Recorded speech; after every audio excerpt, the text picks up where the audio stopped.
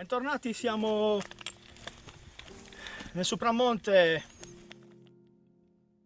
di Urzulei, esattamente in località Fennau. Stiamo visitando le tombe di giganti dette Sarena. Ci sono stati anche dei crolli ed è un peccato. All'interno i paramenti sono quasi, si potrebbe dire, isodomi, ben lavorati, sembrano lavorati a martellina. La tomba numero 2 è un po' più piccola rispetto alla tomba numero 1, di qualche metro. L'ingresso della tomba presenta anche lei due conci verticali, dove sicuramente sopra veniva posato l'architrave.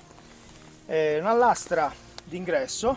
Dalle tombe di giganti di Sarena, questo è tutto. Posto aspro, duro, difficile, ma incredibile, affascinante allo stesso tempo.